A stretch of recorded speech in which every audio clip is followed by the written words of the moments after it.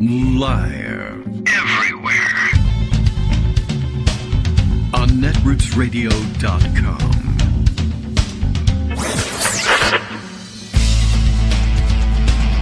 David Waldman. Kagro. In the morning. Now, here's David Waldman. Hey, good morning, everybody. How you doing? It's Friday, November 24th, 2023. Time for a post-Thanksgiving show. And why not? We have to do a live Thanksgiving show and a live post-Thanksgiving show every once in a while so that in years to come, we have relatively recent Thanksgiving and day after Thanksgiving shows to use as reruns the next time we decide not to do this and to take the day off. Would have been a good idea today, I think, quite frankly, but okay. Everything working all right, and Justice back behind the controls today, letting us know not only are we free to go, well, if we do an abbreviated show, we're free to go the 2 hours, we're free to do a 1 hour thing. We got the breaks back, and we'll use those today to our strategic advantage, I think. And then we'll have a normal structure. That will make that'll make it that much easier to use this as a rerun in years to come, I guess. I don't know. Anyway, the point is, how you doing? How was your dinner? Did you have a tremendous one? Did you skip it? Did you have a vegetarian one by any chance? I don't know. Did you, a lot of people, kind of, I don't know. I saw a lot of social media activity about people skipping the traditional dinner. Although I do love the traditional dinner. You couldn't get away with that in this house. All right. Well, lots to catch up on today. Not sure which direction we'll go. There's all sorts of background stories. There's long reads. There's short reads. There's weird stories. There's other kinds. One thing we need to catch up on, because I don't know, I insist on it for some reason. The Jason Chaffetz story, wherein he went on Fox News just the other day to screech loudly about how offended he was at having gone shopping, as though he were doing the shopping, and that his turkey for Thanksgiving, which I think he was screaming about either the day before Thanksgiving or, maybe possibly on Tuesday, that it had cost him $90, and therefore economic anxiety, vote for Trump, I guess. But everyone wondered, of course, having just come back from the stores themselves, finding 29 cent a pound frozen turkeys at Walmart and other locations. I don't know. That's just famously low-priced sounding place. I don't know. Anyway, although Walmart is in the news, I'll get to that too. Another weird story that I can bring you in a roundup of weird stuff. Then some deep stuff maybe later on. But at any rate, people know that turkeys can be had, large turkeys, for $20 or less. And easily meeting that price. I think somebody's even tweeted around screenshots from, I think it might have been Amazon. Well, it was Amazon style, but I can't imagine that they're mailing you frozen turkeys, right? So I imagine it was really one of the online shopping sites. And the places that'll deliver your groceries, Instacart, etc. Anyway, he attempted to prove the validity of his story by taking a picture of the turkey, I guess the one that they bought, or he managed to get a hold of someone else photographing an expensive turkey for sale. And while it's true that there are such things, it is, of course, not what it's certainly not what everybody has to do. And anyway, as it turns out, we did get a letter on that subject, actually. And let me know, it was David Paquette. Yes, okay. Longtime listener and contributor to the show who has sent us this news. I mean, essentially, look, there are such turkeys. And the guy might not have been totally lying about it, right?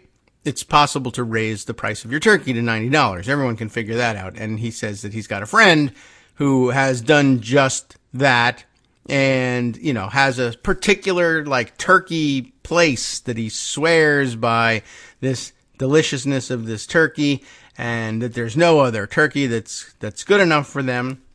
And if you're lucky enough to have $100 to spare on a turkey and it doesn't bother you to do that, it's a holiday feast. People will do that, or they want it special.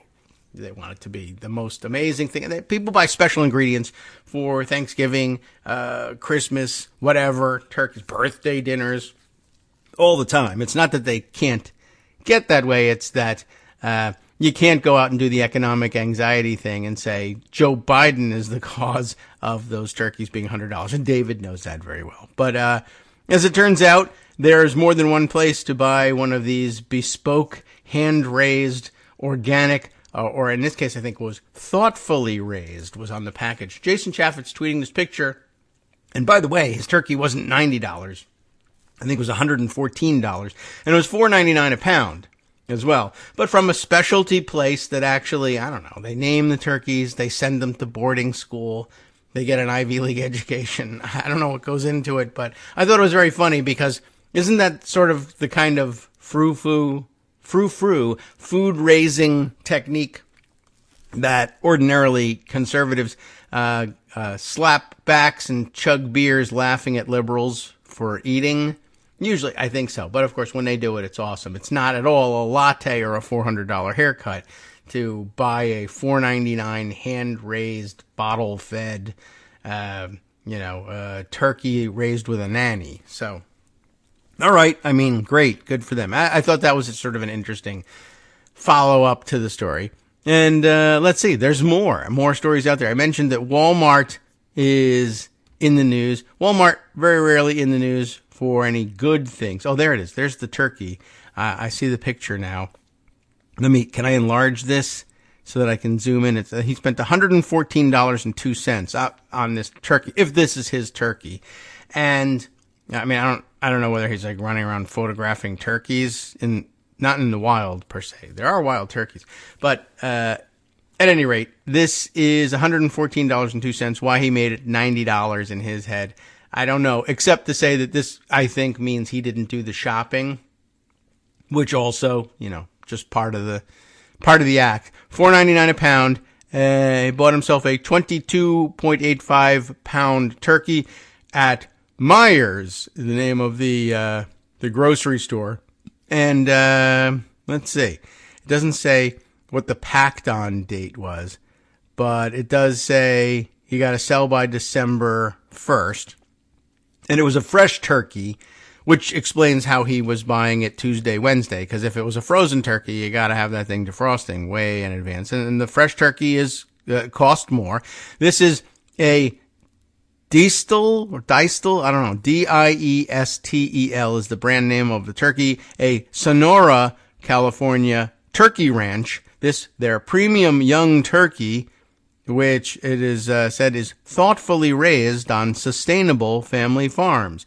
Just the sort of thing, of course, that ordinarily Republicans and elected officials like Jason Chaffetz would be screaming about were a Democrat to buy one of these things. And I'm sure there are plenty of good Democrats who are buying them and point at it and say, look at that, sustainably raised, thoughtfully raised, 100% vegetarian fed. Come on, give me a break, you people with your frou-frou foods, etc., etc.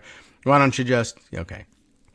So anyway, that's it. That was his proof, though. He sent that out to let everybody know on November 21st. So he bought it well in advance, as it turns out, even though it's a fresh turkey. I'm sure he was brining it. And I'm sure it was delicious. And I would love to have such a turkey, but that's not what turkeys cost. So as I mentioned to you, Walmart also in the news. And where can I find this one? I just saw our good friend with a good eye for gun stories, SFDB, pointing this one out. The story we begin with is, bad news, tragic to be sure, but not as bad as usual in the mass shooting category. But basically the story from SFDB was, the commentary here was, I took it to be, did you all even notice that there was a mass shooting earlier this week? Probably not. You were out buying $100 turkeys, whatever it is. This from Ohio, specifically Beavercreek, Ohio. Here's the ABC News report on it. It's just titled, Ohio Walmart shooting suspect motivated by racial extremism, according to the FBI. Can you believe it? It's really quite shocking. The man who opened fire at a Beavercreek Walmart and wounded 4 people, thankfully he didn't kill anyone other than himself, may have at least been at least partially motivated by racially or ethnically motivated violent ideologies, the FBI said Wednesday. Investigators said they are still going through the evidence, including the journals of attacker. Do we call out the name? I don't know. At one point, that sounded like it made a good policy not to publicize the name any further than the rest of the news media. Let them do it. They can report the news. We'll skip it. Anyway, they read this guy's journals, and they're still probing Monday's incident.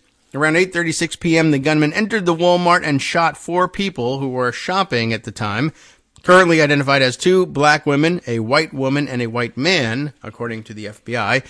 The victims were all transported to local hospitals. 3 were in critical condition, so hopes and now the thoughts and prayers go out to them, at least, even though that's a trite phrase. I mean, send them anyway, but also do something might be the message. Anyway, all victims transported to the hospitals. A 4th had non-life-threatening injuries. That's extremely good luck. When officers arrived at the store at 8:42 p.m., they found the gunman dead from a self-inflicted gunshot wound. The FBI said the 20-year-old man legally bought the .45 caliber handgun on November 18th, very recent, from a store in the Dayton area. Investigators continue looking at the background of the subject to determine if any answers on his ATF Form 4473 were inaccurate. So he's dead, but if he lied on the form, they're going to find out. Well, I guess it was a good idea of sorts. I mean, as mass shooting ideas go, there aren't many good ones. But to turn the gun on himself and kill himself knowing that the police were on the way makes a certain amount of sense because, as it turns out, I saw the story and I was like, Walmart, Beavercreek, Ohio, and my memory works this way. Wasn't that? How many stores do they have in Beavercreek? Because a couple of years ago, yes, in 2014, that very same Walmart location was the scene of the police shooting and killing of John Crawford. It's John Crawford III, as a matter of fact. And he, a young black man. The shooter in this, by the way, white guy. But John Crawford, not white. He was black. He was talking on his cell phone and shopping in the store and carrying around it's been variously described as a toy gun and a pellet gun. Pellet gun shouldn't be a toy. Well, there shouldn't be toy guns probably overall. But anyway, it was not a firearm, for one thing. It was essentially considered either a toy gun or a pellet gun or either or both, depending on how you look at it. But a gun that was not, he hadn't brought it in to fool anyone. This was a gun that was for sale at the store. And he was carrying it around. Whether he intended to buy it or not, nobody knows. But he was talking on the cell phone, and people thought that might be why he didn't hear the police tell him to drop the gun, and he did not, and they fired and killed him. So just if you're, putting the 2 stories side by side, black guy with a toy gun, gunned down by police inside the Walmart. White guy with a real gun shoots 4 people and then turns the gun on himself before the police show up and are able to do anything. Okay. Well, there's reaction time, there's reporting time, etc. There's lots of reasons anyone can understand the reasons why it might come out one way and why it would come out the other way, whether they were white, black, or otherwise. If somebody's, hiding the weapon and then pulls it out and then shoots, how long does it take to call the police and for him to show up? But that's also, by the way, the gun enthusiast's argument for an armed populace. Well, then there needs to be people there who can respond. Well, you would think that a Beavercreek, Ohio store would be full of people who were carrying guns, protecting themselves because of what a great idea it is to carry a gun everywhere you go. But once again, it was not the case. And, I don't know. What can I tell you? I thought that was interesting. That this is the second time that this particular Walmart location has made the news with a newsworthy shooting inside. It's probably not just the second time guns have been fired inside this Walmart, just the second time that it's actually made the news when it's happened. I just thought that was sort of worthy of note for people interested in the show and who've been following the Gun Fail series for a long time. There's no gun fails in either. It's a failure that these guys had guns or failures that the cops shot the guy who was unarmed, essentially, but not the not the hashtag gun fail. Anyway, all right. I just thought that was interesting. I wanted to add that to the list. And there are lots of other weird stories. In fact, while we're on the gun subject, Steve Satig sent me this one yesterday. Just, I think, can you believe this? Another one of those sorts of stories. This, from where? Is it? Yeah, it's in the LA Times. Although, interesting format here. enewspaper.latimes.com. Is this a newspaper reader that you use, Steve? Anyway, this noting that a story filed by Salvador Hernandez. It's and this format, it is not marked with the date. So that's odd. But at any rate, I guess it's attributed to the LA Times. Salvador Hernandez, jogger recorded, killed, homeless man, DA says.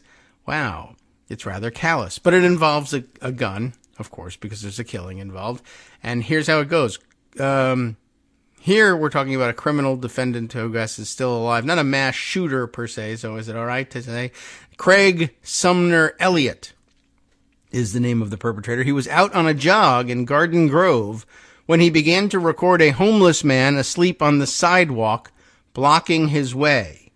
It's an interesting thing to decide to do. Both, really. One, sleeping on the sidewalk. The homeless, they sleep where they sleep, but frequently they attempt to sleep out of the way so that the minimal chance that anyone will bother, harass, rob, whatever, beat, assail them for whatever reason.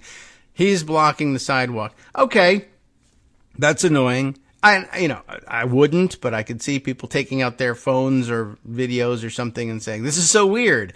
But to get super angry about it, well, I don't know about that. But of course, he's going to get super angry about it because, well, you'll see.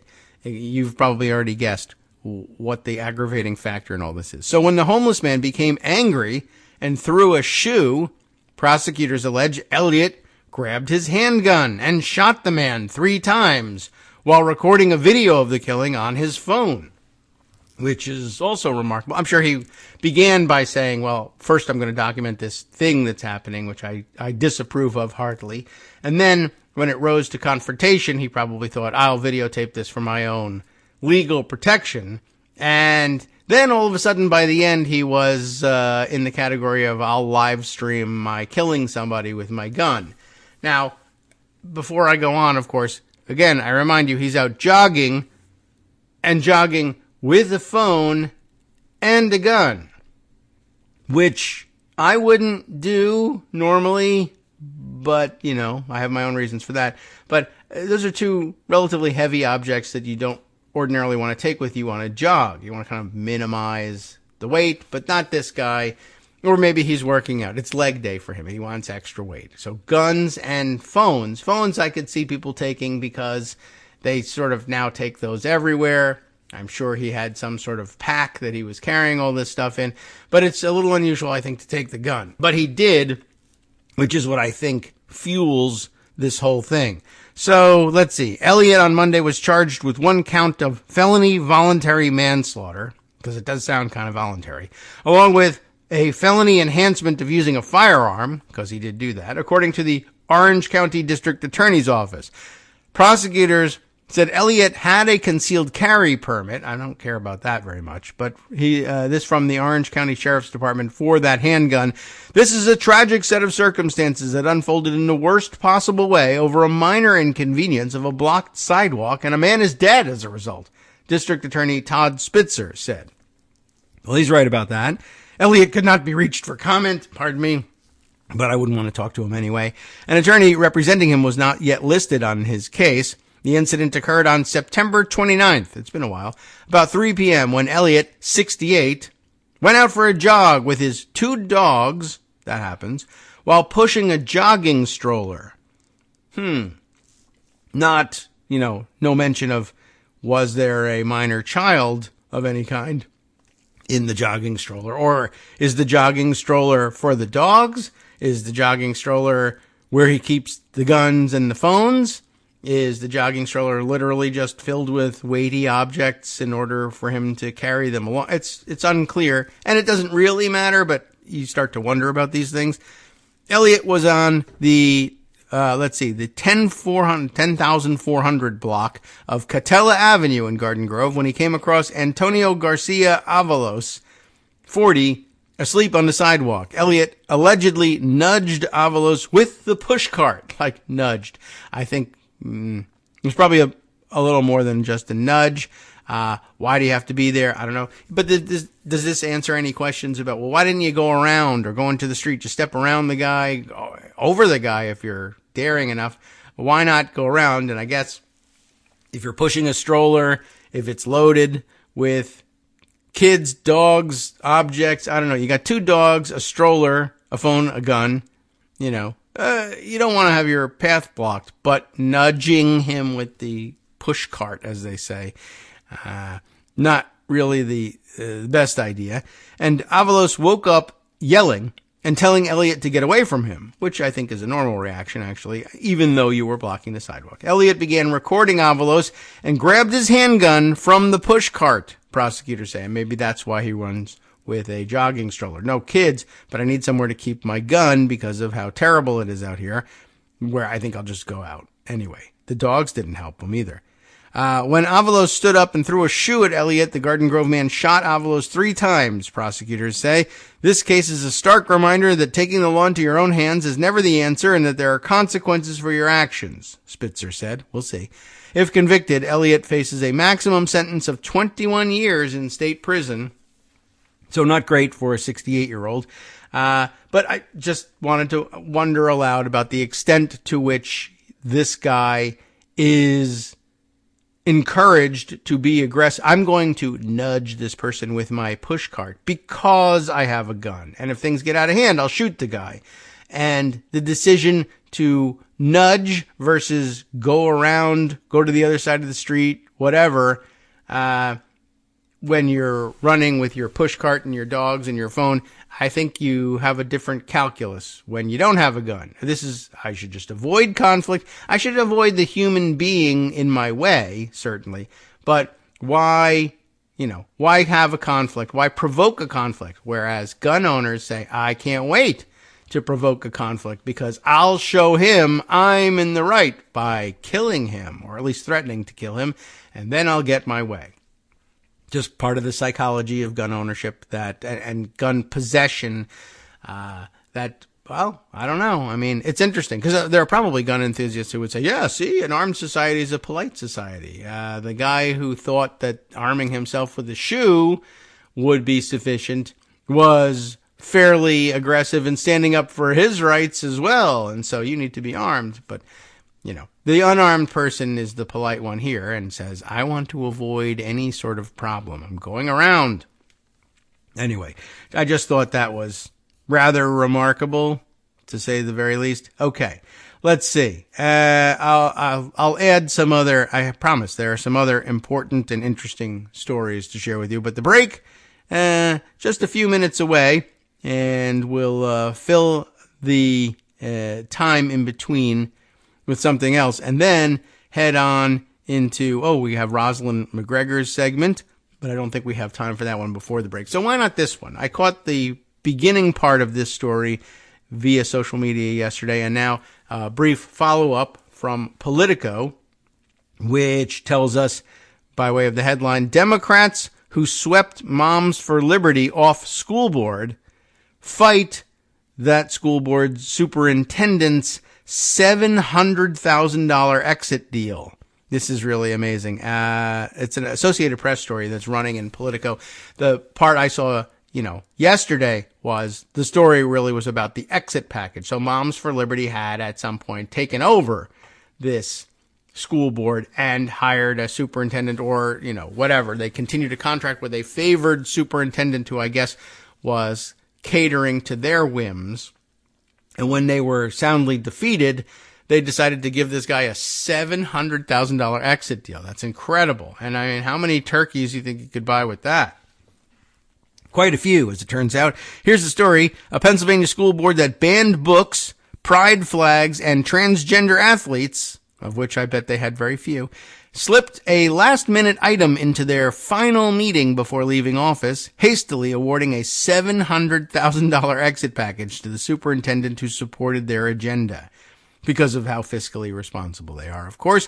But the Democratic majority that swept the conservative Moms for Liberty slate out of office hopes to block the unusual, and they say illegal, payout and bring calm to the Central Bucks School District. They're now out of bucks. They spent all their bucks on the superintendent. They're just regular Central School District, whose affluent suburbs and bucolic farms near Philadelphia have been roiled by infighting since the 2020 pandemic. And I saw somebody sharing this story on social media and making comments about this. The amount of money was not the only very unusual element of this exit package.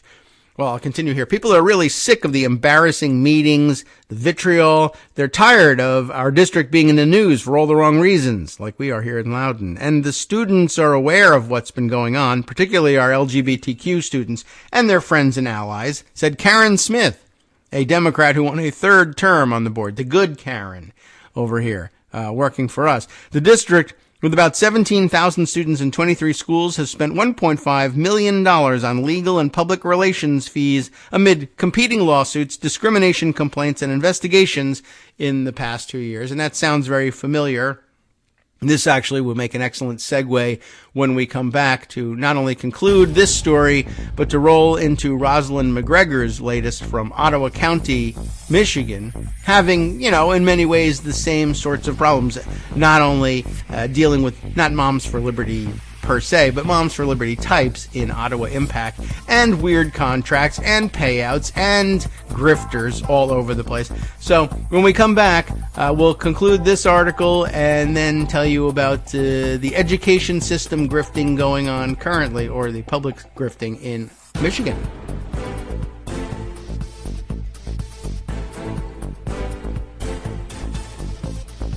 Sup fam, it's your boy Darwin, aka Darwin_Darko, aka the most reasonable man in America, aka KITM's senior black correspondent. You might remember me from such recordings as Spacemen vs. Space Cadets and We Need to Talk About Joe Biden.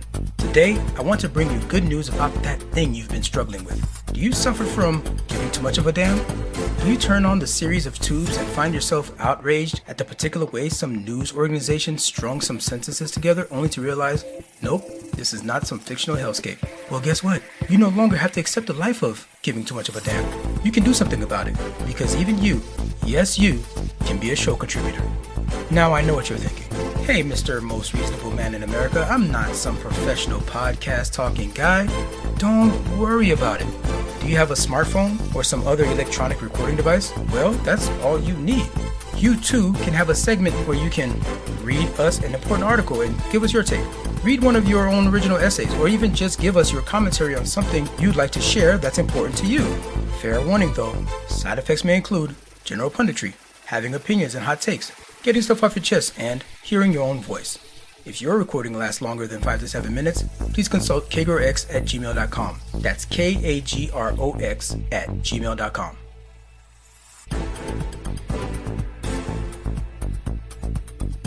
All right, welcome back now to the Kagro in the Morning Show here on Netroots Radio. All right, so we can make the roll into the rest of this article and then over to Ottawa County and see the similarities, but just a great object lesson in what happens when you let these lunatics actually run the show that they beg to do. Look, we'll straighten things out. We'll make sure everything makes common sense to everyday Americans with $700,000 exit packages for the superintendent. Just only the ones that do our bidding, though. So where were we? Oh, right. People, the good Karen Smith, if that is her real name, the Democrat who won a third term on the board, says this whole thing is an embarrassment. And people are just sick of being in the news because they have a crazy school board. So let's see. The jostling and spending they set it apart. The jostling and spending look likely to continue as Democrats who won a 6-3 majority in the November 7th election prepare to challenge the severance package for Superintendent Abram, I don't know if this is Abram or Abram, Lucabaugh. This is, of course, Pennsylvania, so, I mean, I don't know, maybe he has some sort of Mennonite Amish background. Probably not Amish, but anyway, Abram Lukabaugh, which was added to the November 14th agenda only the night before. So the November 7th, they had the election. They lost. The new school board will be 6-3 Democratic. So at the very next meeting, November 14th, for the November 14th meeting, on the November 13th, the night before, they said, we're going to put this new severance package on the agenda. Surprise. Here's what they got out of it. Meanwhile, several voters in the quaint town of Chalfont, I guess, filed a court petition Monday challenging the school board election tallies, alleging unspecified fraud or error. So the Democrats won. Time to go and allege unspecified fraud or error. Student Lily Freeman, a vocal critic of board policies on LGBTQ issues, you go, Lily, decried the district's spending priorities, as most normal people probably would. She called the severance package a bad deal for both students and taxpayers. It's kind of like a slap in the face, said the senior at Central Bucks East High School. Teachers are struggling, and there's a lot of students that are struggling. There are so many resources out there that we could be putting that money to, she said, noting her school desperately needs better Wi-Fi. Well, that's a very modern kid's complaint. But for real, in an education setting, neither Lukabaugh, the superintendent who skipped the final meeting, by the way, and still got paid, nor outgoing board president Dana Hunter returned calls for comment. School board solicitor Jeffrey P. Garton said he was not involved in the severance agreement. I didn't prepare it, and I gave no legal advice concerning its content, Garton said in an email. Some of the incoming Democrats tried to warn the outgoing board that the payout violates a 2012 state law. You would think it would, right? Designed to curtail golden parachutes bestowed on school superintendents, including one that topped $900,000. The law now caps severance pay at a year's salary, and that's pretty generous as it is, along with limited payments for unused sick days, I guess. Everything moved because the pop-ups shifted. So yeah, if you have unused sick days and other benefits, you get an additional payout for that. My guess, by the way, I'm just wondering whether this 2012 state law designed to curtail these packages wasn't passed by a Republican legislature seeking to remove that power from the hands of Democratic school board members. I don't know. I'm not certain that that's the case, but it feels like there's that vibe there, and I'd be very interested to find out if anybody actually knows or wants to look it up. It would not surprise me in the least if that were the case. And then, of course, when Republicans have the shoe on the other foot, they simply go ahead anyway. Well, what's the penalty? There's no real criminal penalty here for anything. So what the hell? Let's just do what the law we passed a few years ago was designed to prevent. The package also includes, and this is the interesting thing that got called out in social media, the package also includes a puzzling ban on any district investigations of his tenure and an agreement that he can keep his district-issued laptop. Laptop? That should set off sirens. That's Hunter Biden's laptop, I can tell you. He can keep his district-issued laptop as long as he wipes it of school records. So he can't take school data with him, but I guess he can take all the, I don't know, let's say, porn. Whatever, whatever might be on there. The thing is, you're not going to get it back and you're not going to wipe it, and I can keep it. And of course, with $700,000 in severance, you could easily buy your own laptop. It's just weird. But that's the least of the worries. But how about that? A ban on any investigations. You can't, I'm leaving. I'm taking my laptop with me. You can't see what's on it.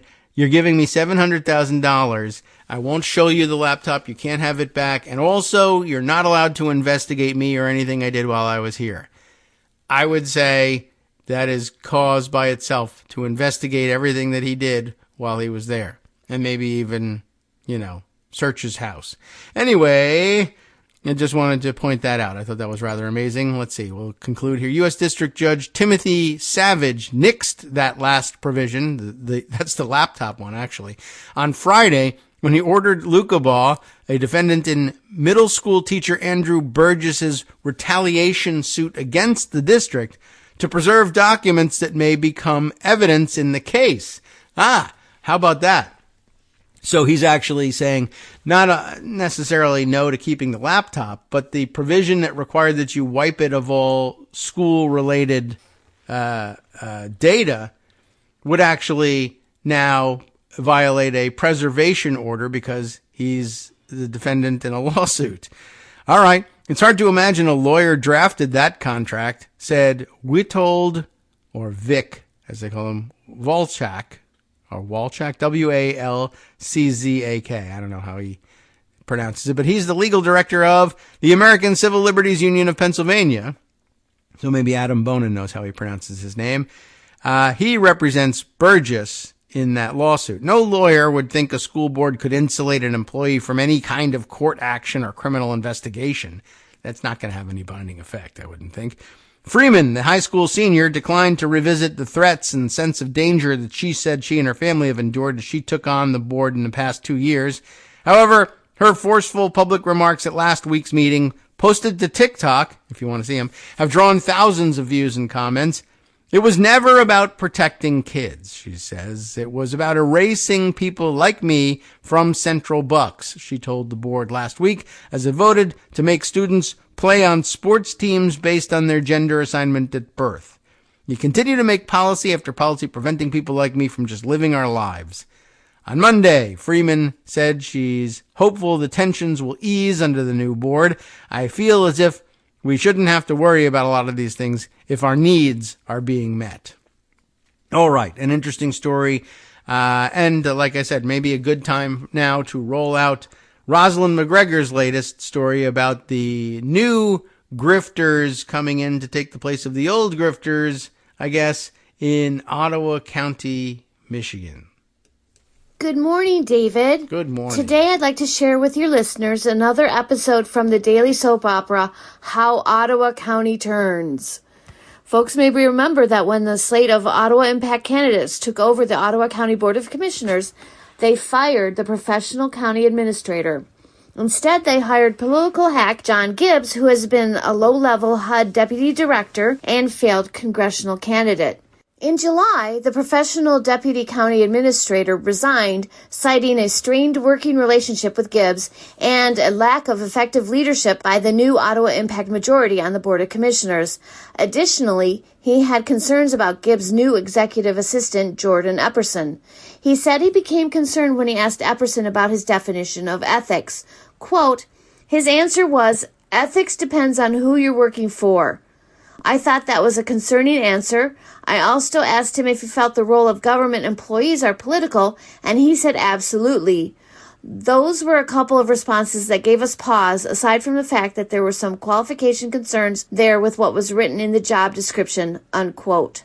Recently, the Ottawa County Board hired Benjamin Wetmore to be the new deputy administrator. Wetmore has a long history of conservative political activism. Wetmore, 42, is an attorney licensed to practice criminal, real estate, and nonprofit law in Texas. He moved to Michigan around 2021 and most recently worked as a legislative aide for Representative Matt Maddock, one of several lawmakers active in Michigan's, quote, Grand New Party, unquote, a far-right offshoot of the Republican Party. You may recall that Maddock is husband to former Michigan GOP chair Michonne Maddock, one of 16 Michigan people charged for allegedly acting as a false elector in the 2020 presidential election.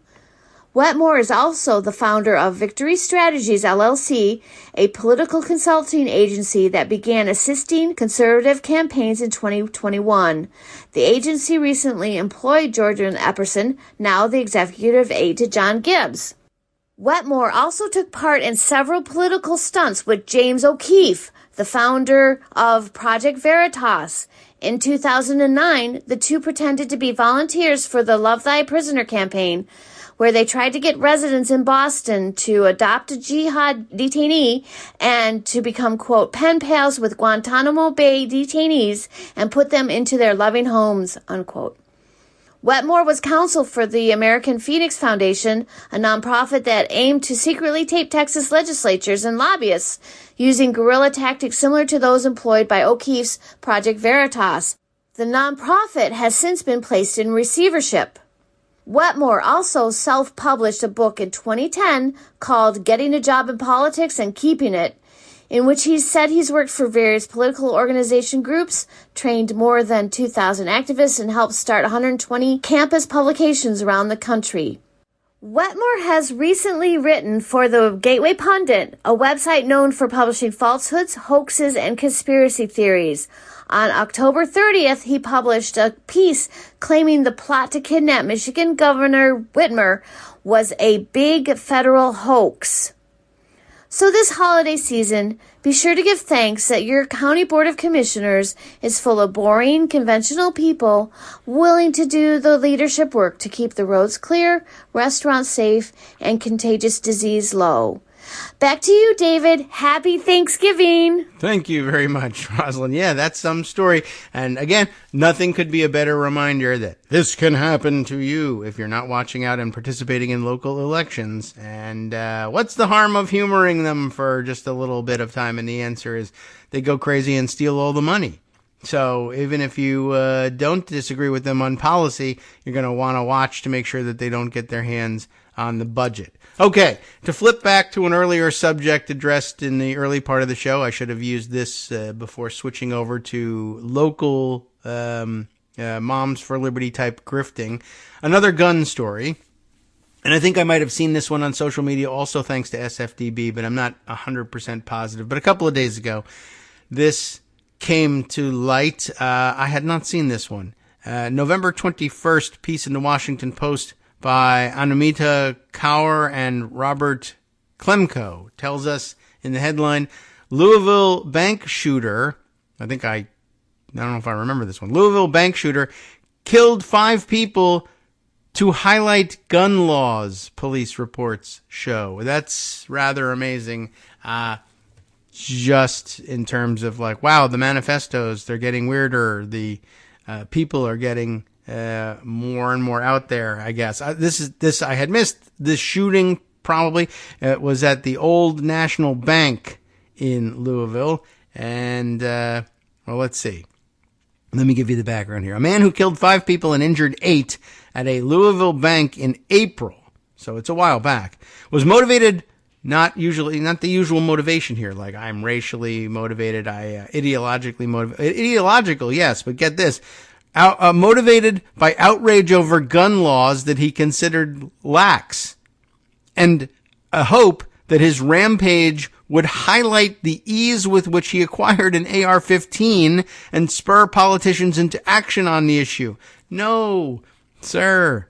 This is the absolute worst way to do it. Well, obviously, I mean, here I think we may be talking about somebody who I think is pretty clearly mentally unstable. If you're ever in doubt about any of it, although quite frankly, most of the time it's not that easy to see them as mass shooters as mentally unstable in one way or another, even though it would not be the preferred practice to hang this on mental illness in general.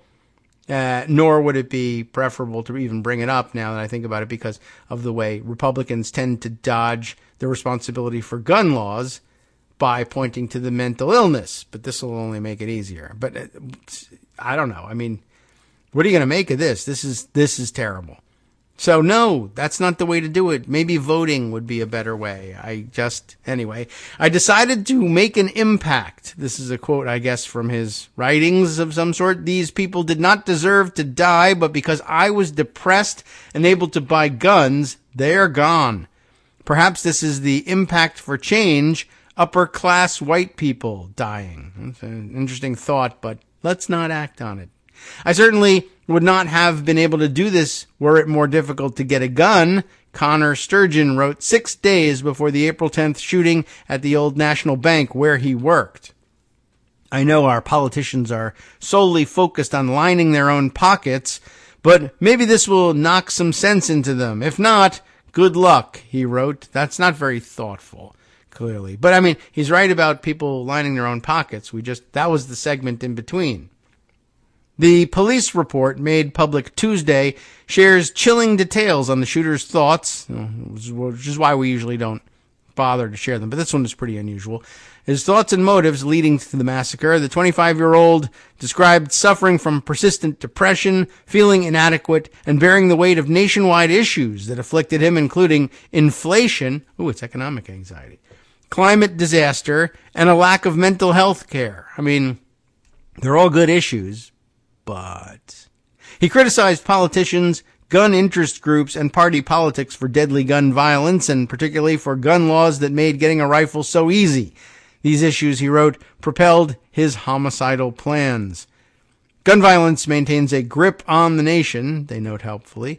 36 mass killings. The Washington Post defines these events as those in which 4 or more people died in a shooting, not including the perpetrator, have occurred this year. And larger debates rage over whether the AR-15 and similar weapons are too easy to get. The Washington Post, I think, defining things differently than the FBI. I think the FBI, or at least the gun violence database, I know, defines mass shootings as 4 or more people shot, and whether they are killed or not. But Washington Post waits for the death toll on this, I guess. In Kentucky, Sturgeon faced no barriers as entry as a gun owner. He had no prior criminal record, which means he would have passed the federally required background check, the Post reported. The state does not have a red flag law, a measure to prevent people who are reported to be potentially dangerous from buying and possessing guns, though I would guess it probably was not clear that he would have raised that red flag at the time. If such a law existed in Kentucky, it may still not, there it is, have prevented Sturgeon from buying the weapon. His parents never sought police intervention because they said they had no idea he even considered buying a gun. On April 4th, Sturgeon purchased an AR-15 rifle. The rifle cost $499.99, by the way, according to a receipt in the police report. That day, he wrote about his goals to, quote, impact gun access, lambasted politicians, quote, with no interest in making things better, not that he was making anything better, and urged officials to stop letting anyone buy guns or this will keep happening, the report showed, though it's not clear whether he means anyone or just anyone like me, just walking in and getting one. Like just anyone can get it, or do they really mean stopping all the gun sales? I don't know. He's not a sensible person.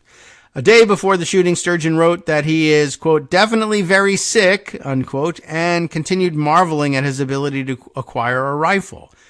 But I guess part of the sickness is that he doesn't understand what signs others are supposed to look for, and he's not giving any of the outward signs. He's just a regular-looking person. I mean, it's a bad idea to allow people to buy these rifles, probably, but okay. And he writes, oh my God, this is so easy. Seriously, I knew it would be a doable thing, or would be doable, but this is ridiculous. Walked in and bought a gun, 4 mags, he got that right, and 120 rounds for $700. Got some glasses and earplugs, he wrote on April 9th. It is legitimately unfathomable how easy all of this was. There is nothing anyone could have done, which, again, it's just, I guess you don't see the holes in your thinking, but that's because you're experiencing other problems, I guess. Now, he said, his, quote, sickness wins. But let us not forget the most important player here, the one who made all this possible. Let's give it up for the NRA, he wrote on April 9th. I couldn't have done this without all of your lobbying dollars. You really brought this whole thing together. This is the world you are building, one without any regard for the value of human life. And you don't have any either. So I don't know what to say about this. Sturgeon began his rampage at his workplace the next day. He posted on his Instagram that morning, they won't listen to words or protests. Let's see if they hear this, and live streamed the attack. The report said police shot and killed him at the scene. So he is in fact dead. It's kind of amazing that I was curious about that when I read that he had bought the safety glasses and hearing protection for his mass shooting. Do you plan to make it through this one? I don't know. Maybe. He may have wanted to speak up at his trial or something like that. Interviews with survivors, victims, families, and Sturgeon's parents revealed frustration, sorrow, and anger over how easy it was for someone with mental health problems to obtain a semi-automatic rifle built for mass violence, the Post reported. Some close to Sturgeon knew he was having problems. Oh, who were they? But no one knew that he had purchased a gun, according to his parents, and his psychiatrist had indicated that Sturgeon was doing better. Surviving victims and family members said they are finalizing a lawsuit against Radical Firearms, the Texas company that produced the rifle Sturgeon used. Wasn't a Bushmaster. That's amazing. The victims' attorneys stated Tuesday that the release of the police report is an important step for those personally impacted by the tragedy as well as for the community. Our legal team will promptly review this report in detail as we move forward preparing for civil litigation in this matter, said a statement from Thomas Law Offices and Romanucci and Blandin.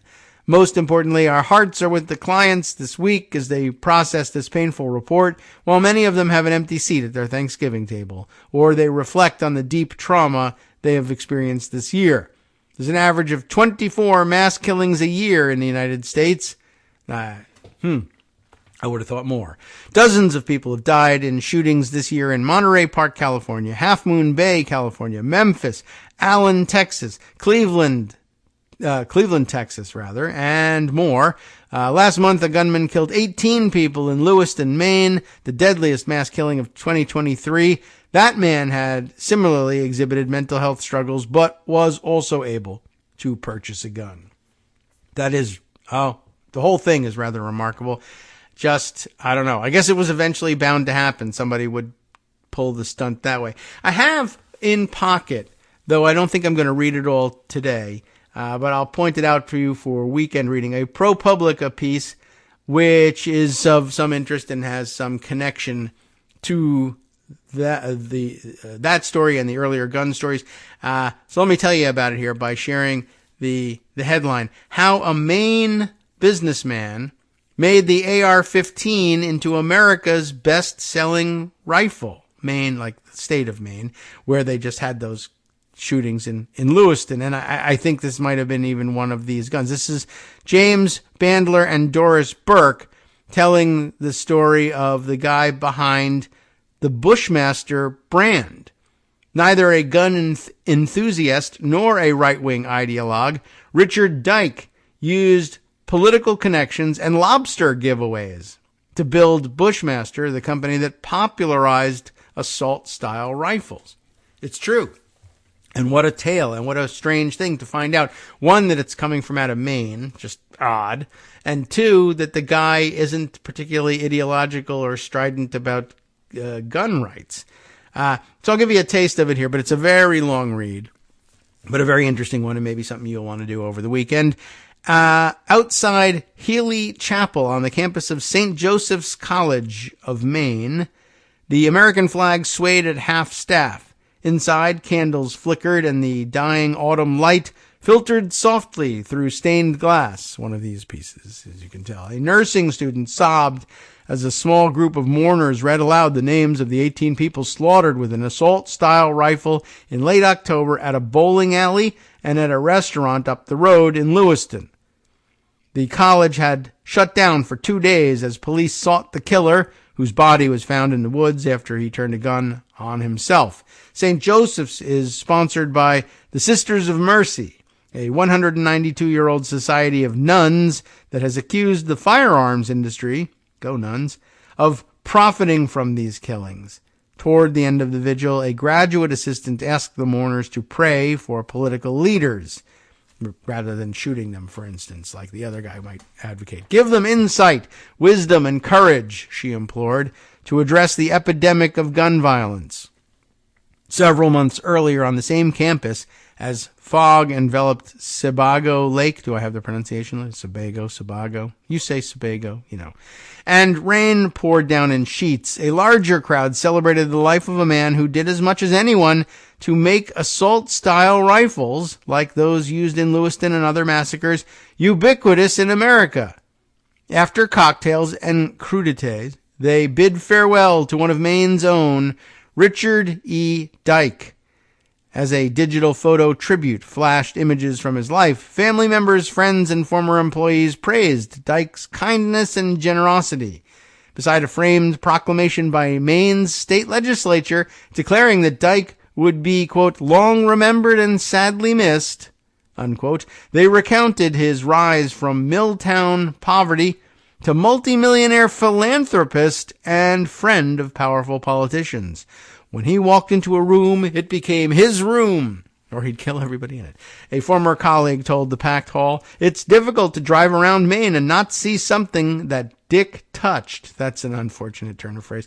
He touched thousands of people's lives. Lives, everybody. What the heartfelt tributes to Dyke that day omitted were the human cost of the industry that allowed him to be so generous. Costs that the fellow residents of his beloved home state would soon be the latest to bear. When the public asks, how did we get here after each mass shooting, the answer goes beyond National Rifle Association lobbyists and Second Amendment zealots.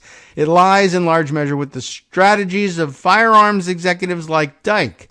Long before his competitors, the mercurial showman saw the profits in a product that tapped into Americans' primal fears, and he pulled the mundane levers of American business and politics to get what he wanted.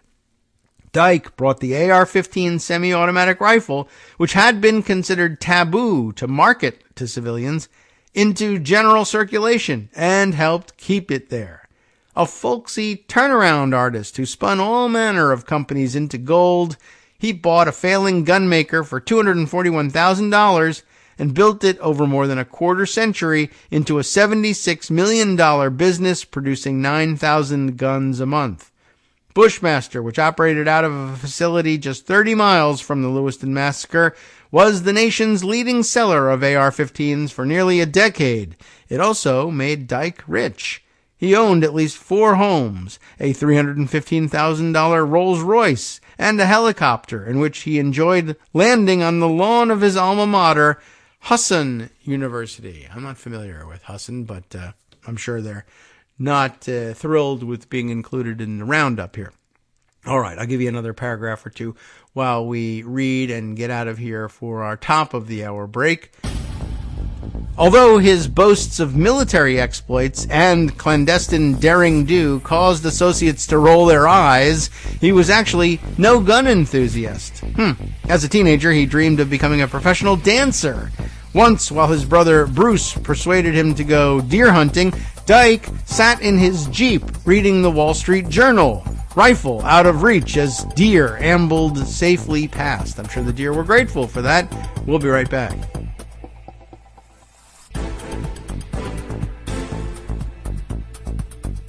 All right, welcome back now to the Kagro in the Morning Show here on Net Roots Radio. I'm going to stop with the reading of it. It's a very long article, and it would take us quite a while, probably the entirety of the next segment, to get anywhere close to done with it. But you get an idea of what this is about. He's an unusual guy and took an unusual path to getting there. But I think important background, if you are like they are wondering, how did we get here exactly? What actually were the circumstances that made the Bushmaster what it was? And they were really the first ones out of the box with the popular marketing of the AR-15 style rifle. So it's worth spending some time on, if you ask me. But now we will switch gears and poke into a few other stories here, and there are several. Let's see. I wanted to share this one with you. I thought this was a good suggestion. Who sent me this one? I'll have to scroll back. Here we are. In my email, one of our listeners and Patreon supporters, I remember reading this name, Christine on 16, I like the name, has sent me this one as a suggested long read for a Friday. It's not as long as the Bushmaster story, so I think we can get through it. And it's important, and it's you can tell it's important because it's in Vox, and Ian Millhiser wrote it, and that means it's important and about courts. So something complex coming up that the Supreme Court is going to be paying attention to. I think Joan is on this one as well. But let's explore it in Ian's way, because he makes some interesting connections that I think will be recognizable to listeners of the show in a way that won't necessarily put you so deep into the weeds that you pass out from exhaustion, as you might have done as we were reading through yesterday's summation in Lawfare of the appellate court battle over Trump's attempt to have, what was it exactly? To lift the gag orders against him on First Amendment grounds. Although I thought that was an important inclusion yesterday. I know it was a difficult read, or probably a difficult listen, really. But I thought it was important, maybe at the very least, to take away from that. Donald Trump does actually, it turns out, I'm wrong about this, have some lawyers who are mild or reasonably competent, who really put together a decent argument. His appellate lawyers are very different from his trial lawyers, it seems, even though his trial lawyer was sitting alongside there. But, I feel like some of their theories were a little bit outlandish, but it really wasn't different in kind from the way most appellate arguments go. They were reasonably presented arguments, if a little inventive and outlandish, but that's what happens in appellate court. Whereas his trial court representation, say in the New York case, where they've made it a pretty explicit strategy out of trying to anger the judge into triggering a mistrial. No one really knows how to deal with that. This was conducted in the normal fashion. I thought it was kind of important, I thought, to hear that. Anyway, here's what's going on before the SCOTUS, either right now or very soon. A Supreme Court case about stocks could help make Trump's authoritarian dreams reality. How so? An intriguing headline. The unitary executive is back, says the subheader, and it could supercharge Trump's plans to fill the government with his own loyalists. Yes, that's the idea. But let's let Ian make all these connections. First, the case itself. Last year, a federal appeals court dominated by Trump appointees and MAGA sympathizers ruled that the system the Securities and Exchange Commission uses to protect investors from fraud is somehow unconstitutional, and that it is unconstitutional in 3 ways. This case, known as SEC versus Jarkesy, it looks like Jarkesy, will be heard by the Supreme Court on November 29th, so coming up next week. To be clear, we are talking about a federal agency that has existed since the Roosevelt administration, and whose governing statutes haven't changed in any relevant way for more than a dozen years. Nevertheless, an especially right-wing panel of the United States Court of Appeals for the Fifth Circuit, of course, purported to find 3 entirely different constitutional flaws that somehow no one else has ever noticed before. That is interesting. Good way of putting it. The Fifth Circuit's decision in Jarkesy isn't particularly surprising. Indeed, it's typical of a court that routinely hands down dubiously reasoned decisions that attempt to sabotage core functions of the federal government. That's the key. We are less than 2 months into the Supreme Court's current term, and it's already heard 2 similar cases arising out of the Fifth Circuit, one of which declared a different agency, the Consumer Financial Protection Bureau, unconstitutional, and another that held that domestic abusers have a constitutional right to own a gun, neither of which the Supreme Court seems likely to affirm, as it happens. Jarkesy, however, could potentially end differently. None of the 3 rationales the Fifth Circuit offered for neutering the SEC are especially persuasive, but one of them is grounded in a pet project of the conservative Federalist Society, known as the Unitary Executive, a project for which the current court's GOP-appointed majority has shown a great deal of sympathy. There is a risk, in other words, that at least some of the Fifth Circuit's efforts to light this decades-old agency on fire could succeed, with implications that stretch far beyond securities fraud.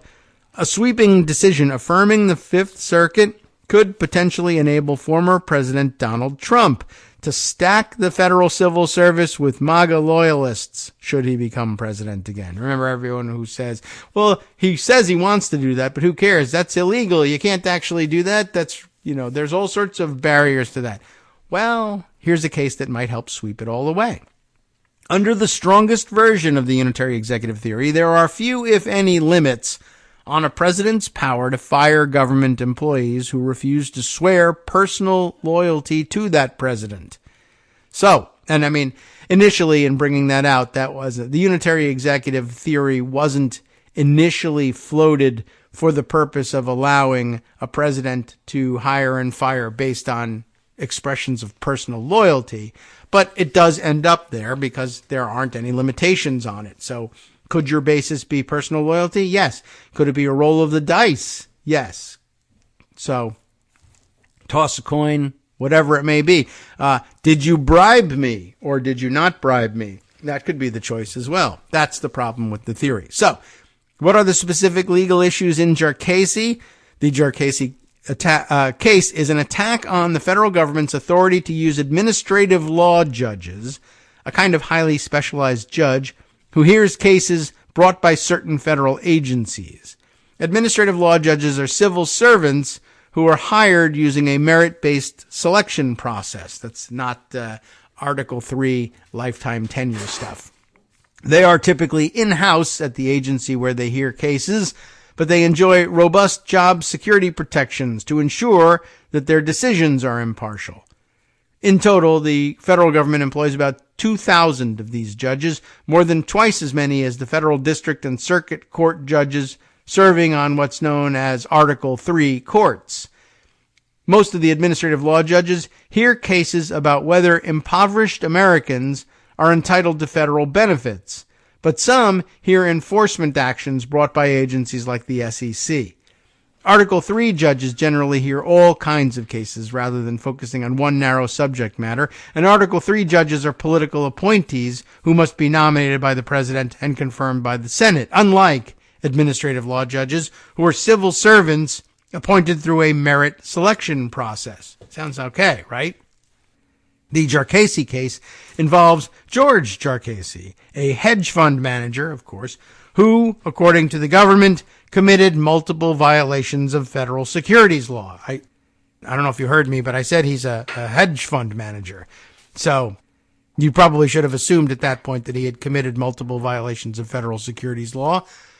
DOJ's brief says that Jarchese and his company told investors that the hedge funds were audited by a prominent accounting firm, even though the firm never audited their funds. So, just a lie, just straight up fraud.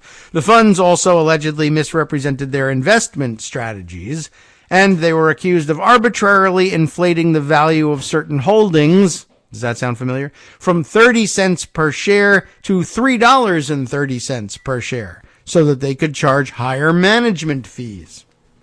Eventually, the SEC brought an enforcement action before an administrative law judge who determined that Jarchese violated federal securities law.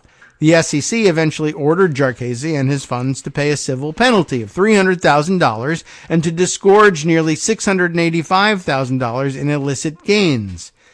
And so what does Jarchese do? Well, of course, he says, this whole thing is unconstitutional.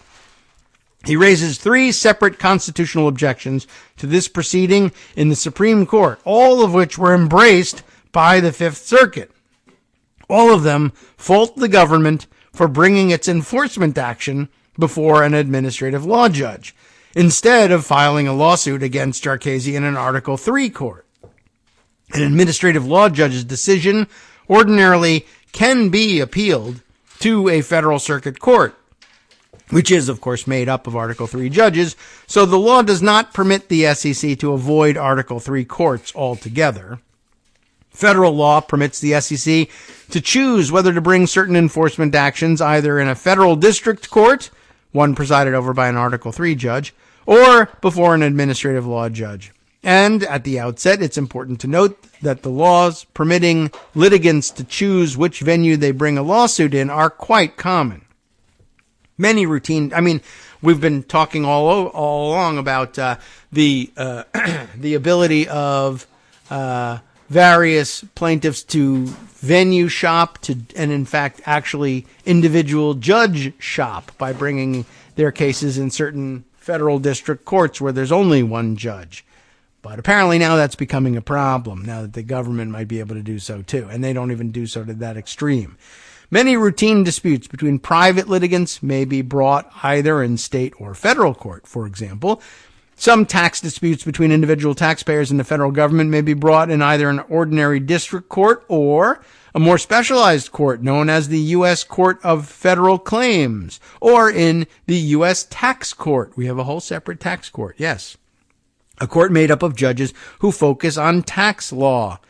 If the Justice Department wishes to bring criminal charges against someone who committed crimes across the Texas-New Mexico border, let's say, they might choose to bring those charges in a New Mexico federal court because New Mexico is located in the 10th Circuit, while the same case brought in Texas would appeal to the chaotic 5th Circuit.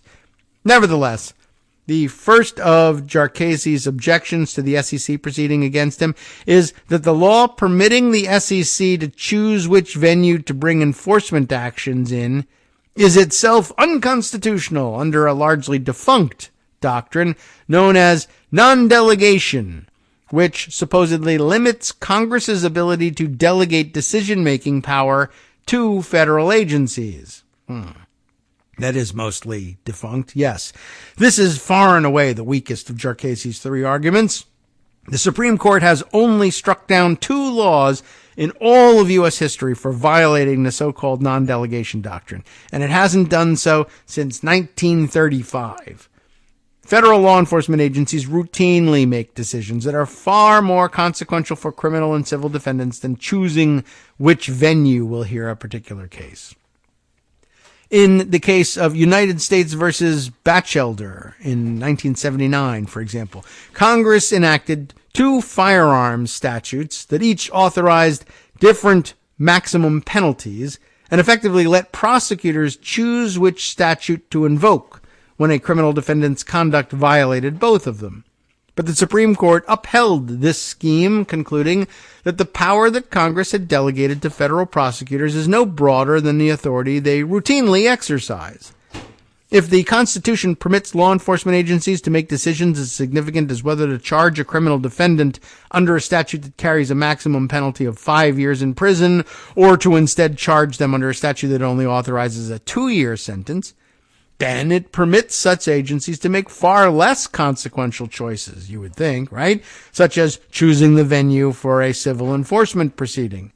Jarches's second argument is that bringing his case before an administrative law judge, it's ALJ for short, by the way, violates the 7th Amendment, which provides that, quote, in suits at common law, ellipsis, the right of trial by jury shall be preserved. Although criminal defendants have an absolute right to a jury trial, the rules governing civil suits, such as SEC enforcement actions, are more complicated. Article 3 courts sometimes try civil cases before a jury, but administrative law judges typically do not. One of their primary advantages is that they are typically experts in the kind of cases that come before them. Using a jury to conduct fact-finding would negate this advantage, as jurors rarely know very much about the subjects like securities fraud. The 7th Amendment lays out when juries are required in civil suits, only in suits at common law. The common law here refers to a body of judge-created law that developed over many centuries in English courts at first, and that was then passed down to American courts during the colonial period. This common law is often distinct from statutory law, laws created by acts of Congress or a state legislature. Thus, in Atlas Roofing versus OSHA in 1977, the Supreme Court held that many suits brought under a federal statute may be heard by an administrative law judge in a non-jury proceeding. And that brings us to Jarches's third argument, the claim that the SEC action against him violates the theory of the unitary executive. And this is the one that's so dangerous. But do you get the one about the jury trial? Because he's being tried in a civil setting and in front of an administrative law judge interpreting statutory law, not common law, it is thought that the 7th Amendment's insistence on a jury trial for a civil suit in a suit at common law doesn't apply, this being a statutory law that they're proceeding under. But now to the unitary executive. The basic concept underlying the theory of the unitary executive is that the President of the United States must have command and control over the entire executive branch of the federal government. In practice, this means that the President must either be able to fire every single federal employee, or they at least must have the power to fire every federal employee's boss. The theory derives from a provision of the Constitution that states that, quote, the executive power shall be vested in a President of the United States of America. As Justice Antonin Scalia described the unitary executive theory in a 1988 dissenting opinion that is now treated as if it were holy text, even though it was a losing opinion at the time, by many members of the Federalist Society, this constitutional provision does not mean some of the executive power, but all of the executive power must be vested in the President. Taken to its logical extreme, which is of course where they're going with it, this theory would eliminate the federal government's ability to maintain a professional civil service made up of officials who are protected against being fired for purely political reasons. Under the strongest version of the unitary executive theory, every single federal employee, down to individual postal workers, must be accountable to the President. Although even Scalia did not seem to go that far, instead suggesting that the unitary executive theory may be limited to, quote, officers of the United States. There's that problem again. Relatively high-ranking government officials who typically have some amount of discretionary authority. If the courts were to implement a strong version of this theory, that would obviously be a tremendous boon to Donald Trump, who has already announced plans to replace thousands of nonpartisan civil servants with MAGA loyalists if he becomes president again, through whatever means. There are weaker versions of the unitary executive theory that wouldn't allow the president to fire every FBI agent who refuses to swear personal fealty, but even these weaker versions could potentially give presidents power to manipulate elections and to interfere with technocratic aspects of government that historically have been removed from partisan politics, such as the Federal Reserve. Administrative law judges are civil servants who may only be removed for good cause, and any removal decision may be reviewed and potentially overturned by the Merit Systems Protection Board, a government panel whose members also enjoy some protections against being fired. Jarchese claims that this arrangement violates the Supreme Court's decision in Free Enterprise Fund versus Public Company Accounting Oversight Board, a 2010 case which held that the members of a government board that oversees accounting firms enjoyed too many safeguards against being fired in violation of the unitary executive theory. There are some superficial similarities between the good cause job security offered to administrative law judges and the job security provision that was struck down in Free Enterprise Fund, but the Supreme Court's decision in that case also acknowledged that these judges may be categorically different from other government officials. Most notably, the accounting oversight board members at issue in Free Enterprise Fund were policy-making officials with the power to set auditing and ethics standards for the accounting industry. Administrative law judges, by contrast, perform adjudicative rather than enforcement or policy-making functions. That is, they apply a pre-existing policy to individual cases rather than setting the policy themselves. This distinction matters because one of the leading arguments for the unitary executive theory is that it fosters democracy by ensuring that policy-making decisions are made by officials who are accountable to an elected president. But this argument is much weaker when applied to non-policy-making officials. There's also something fundamentally incoherent about Jarchese arguing that his trial before an administrative law judge was unlawful because that judge is insufficiently accountable to the president. After all, the alternative to a proceeding before an administrative law judge is a trial before an Article III judge. And Article III judges serve for life and are completely unaccountable to the president. Nevertheless, the Supreme Court's current Republican-appointed majority has shown enough sympathy for the unitary executive theory that there is at least some risk that 5 or more justices will side with Jarchese on the issue. The next section in this case is potentially a moment of truth for the Supreme Court. Several members of the current court are evangelists for the unitary executive theory. When future Justice Brett Kavanaugh was asked in 2016 to name a Supreme Court case that he would like to overrule, he said he wants to put the final nail in Morrison v. Olson's coffin. Morrison was the 1988 case where Scalia wrote his dissent laying out the unitary executive theory.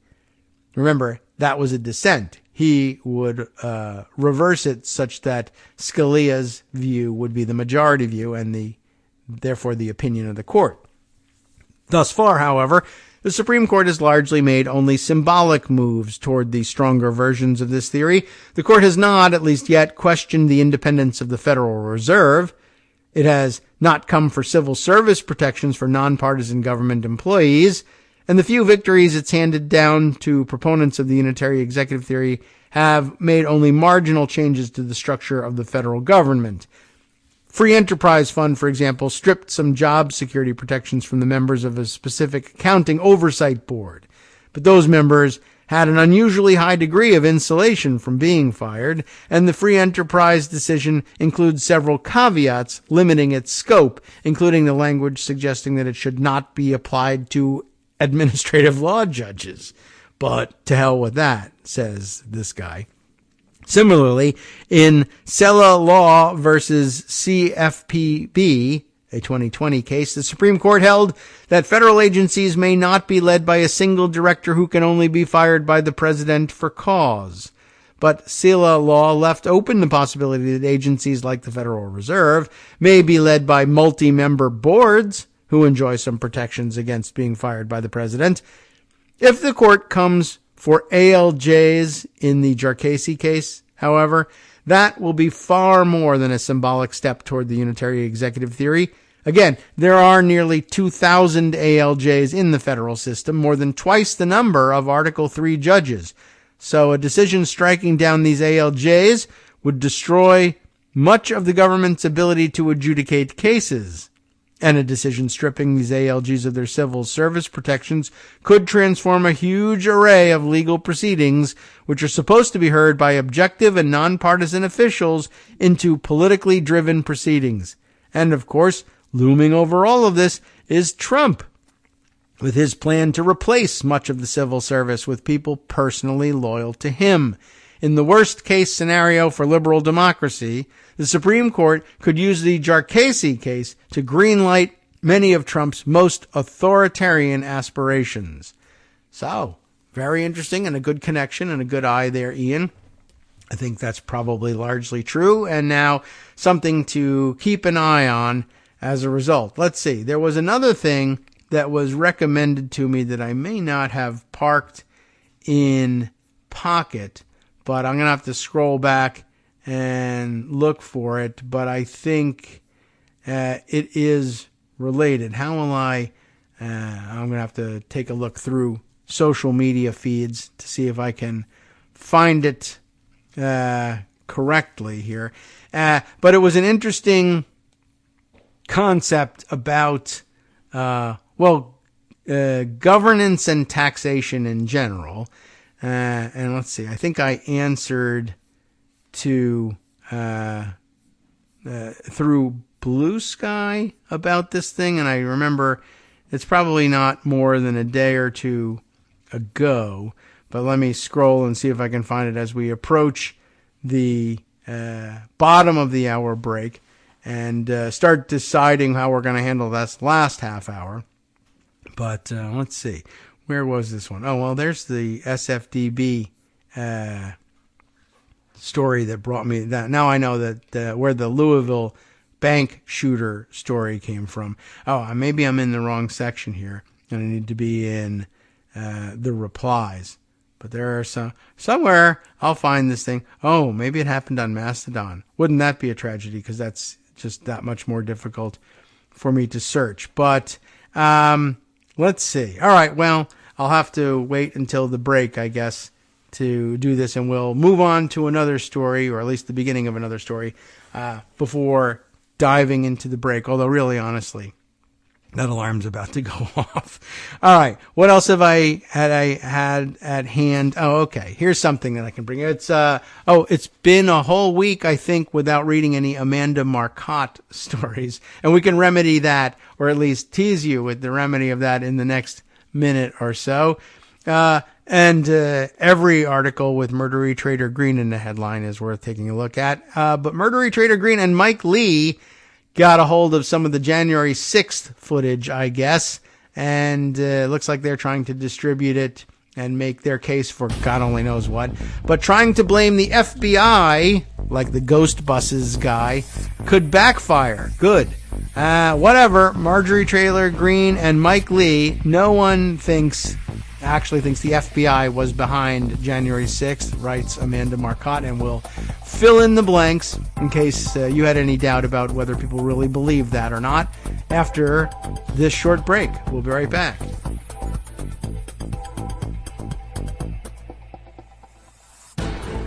Hi everybody, it's me, David Waldman. Yes, the same guy who interrupts you all the time. Interrupting you one more time just to tell you again, another reminder that your contributions are what keep this show on the air, and patreon.com, patreon.com, is still among the easiest ways to make the sustaining subscription donations that keep us afloat. Are you ready for the pep talk about how our Patreon campaign is still going strong and growing? Well, too bad.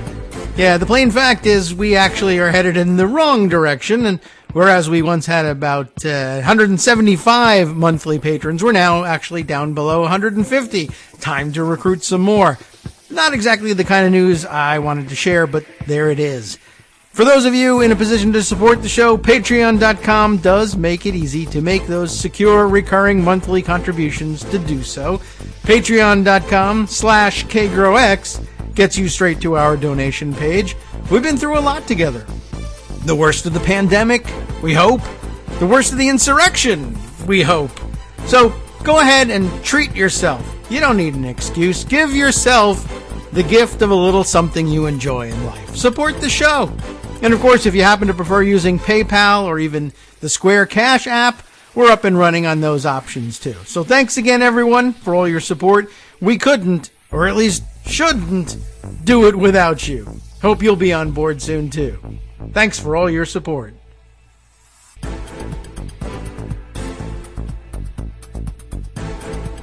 All right, welcome back now to the Kagro Morning Show here on Netroots Radio. It occurs to me that I haven't found the exchange that I was looking for now, but I'll have to keep searching. But in the meantime, we'll distract ourselves with what Amanda Marcotte was writing about.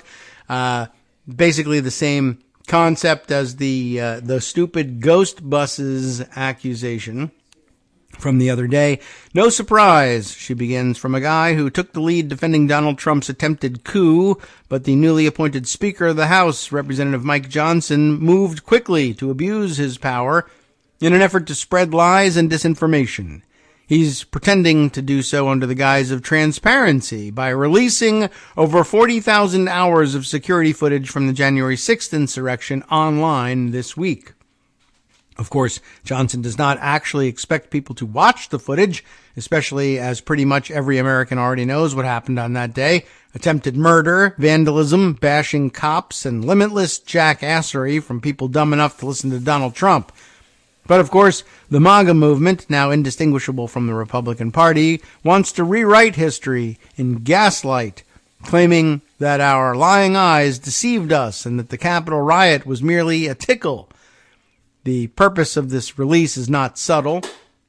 Propagandists can soon cherry-pick a few moments where rioters were not beating the cops and pretend that somehow negates the rest of the time when they were beating the cops.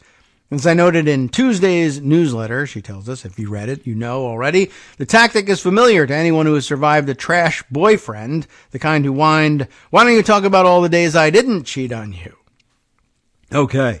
Relitigating that day, or a day that makes Republicans look like fascists and cowards, doesn't seem like the smartest electoral strategy, but the GOP now is primarily composed of professional trolls who cannot turn down an opportunity to spew noxious gases online. Sure enough, some of the most annoying people in Congress tweeted conspiracy theories about the footage in language so fevered you could practically hear them panting as they typed. Senator Mike Lee of Utah, a man who was only spared from being the biggest dweeb in the Senate by Texas Senator Ted Cruz, retweeted an image of a Capitol rioter with captions falsely implying that he was an undercover FBI agent. I can't wait to ask FBI Director Christopher Wray about this at our next oversight hearing, Lee wrote, with a junior high student's enthusiasm for being annoying to adults. And here embedded is that set of tweets. And of course, murdery Trader Green repeated the same obviously silly story because the woman never met a conspiracy theory she didn't like. And here are her embedded tweets on the subject. In a shocking twist, this managed to embarrass Green just enough that she deleted the screenshot and rewrote the tweet to erase the mention of a badge. This is the guy we were mentioning the other day when Justice brought it up at the beginning of the show, that they were pretty sure that a still frame from a surveillance video showed somebody with something in their hand that they felt sure was an FBI badge, but actually turned out to be the guy's vape machine of whatever sort. I guess not entirely pen-shaped, but whatever you would call such a thing. Well, the above tweet embedded in this thing is her original draft, though she deleted the one that eventually went out. Of course, she's still shameless enough to continue pushing the flat-out falsehood that January 6th was anything but the Trump-inspired effort to overthrow the election that it was. But Lee was able to do what was previously unthinkable and exhibit more brazen dishonesty than Green by doubling down and bickering with former Representative Liz Cheney when she correctly noted he's a nutball conspiracy theorist. What's crucial to understand here is that there is almost no chance that Lee believes a single word of the conspiracy theory, nor do most, if any, of his followers. The person who originally tweeted the image, after all, is another convicted rioter, Derek Evans. We can say with certainty that the convicted rioters know they are not, in fact, secret FBI agents. Nor did Lee apologize when confronted with irrefutable evidence that the man in the photo is Kevin Lyons, who admitted his guilt and is sitting in prison for his crime. Instead, a spokesperson for Lee reiterated the implication that there is an FBI conspiracy afoot. But mostly, we know Lee is lying because while Lee may not be the smartest man, almost no one is stupid enough to believe this FBI did it conspiracy theory. This isn't like those conspiracy theories of old, where people actually believed it, like claims about the moon landing being fake or JFK being murdered by the mob 60 years ago today. MAGA conspiracy theories are, more often than not, a collective exercise in knowing BS. Or that is, knowing BS. Not knowing when they see it, but knowing that they are spreading it. The point of these conspiracy theories is not to believe them, but to sucker liberals into go-nowhere arguments with disingenuous actors. Oh, okay. The end game is to overwhelm their opposition with so many lies and bizarre digressions that people eventually just get exhausted and give up. Taking advantage of people's goodwill and presumption of good faith is a tactic that reactionary forces have used forever. Jean-Paul Sartre famously wrote in 1945 about how fascists would bait decent people into faux debates with similar tactics, noting that they know that their remarks are frivolous, so they seek not to persuade by sound argument, but to intimidate and disconcert. The hope is that you, the well-meaning liberal, will take at face value their claim to sincerely believe the FBI did January 6th, and that you, in your earnest desire for a better level of discourse, will provide time and energy to trying to reason with the unreasonable. But, of course, people like Lee don't believe their own words and are simply playing games. The end goal is to win the argument by wearing everyone else down into submission. The good news is that it doesn't seem to be working. It's hard to measure these things, but the online reaction showed that folks seemed aware that arguing with Lee is beneath their dignity. Some, like Riley, offered the correcting facts, but, and I guess it's whoever was involved in the tweet thread that was embedded, but mostly people avoided getting sucked into debates over whether or not things like photographic evidence, court records, and the insurrectionists' own confessions count as evidence. Most importantly, the tone and tenor of the response showed that people grasped that Lee is not confused, but rather lying. So the focus was mostly on calling out what he's doing and indicating that no one is fooled. This matters because the trolling tactics that Sartre identified nearly 8 decades ago only have power if people give in to them. This isn't an ignore the trolls and they go away argument, as we know never works. But one can choose not to argue on a troll's turf. It's not up for debate whether January 6th happened or why it happened. Anyone who says otherwise is a liar. By keeping these realities in mind, the public discussion can shift away from disingenuous rabbit holes and back to what matters: how people like Lee and Green are actively fighting to destroy American democracy. If people can stick with it, there's a strong chance the effort to relitigate January 6th will backfire on Republicans. In the end, they may have wished they'd pushed it down the memory hole instead of constantly reminding people what happened that day. And as an added bonus, there's one group of people who may actually bother to watch the Capitol footage, a group Johnson probably didn't consider when he elected to release the tapes: the sedition hunters. A community of online sleuths has spent the past couple of years combing through the publicly available photos and videos of the riot and using social media profiles and facial recognition software to figure out the identities of the insurrectionists. As Riley wrote in his book on the subject, their all-volunteer work has already led to hundreds of arrests by the FBI. Still, the work isn't done, and there are many rioters that the sedition hunters haven't yet been able to identify. Being handed a ton more footage will probably aid them in digging up more names and addresses.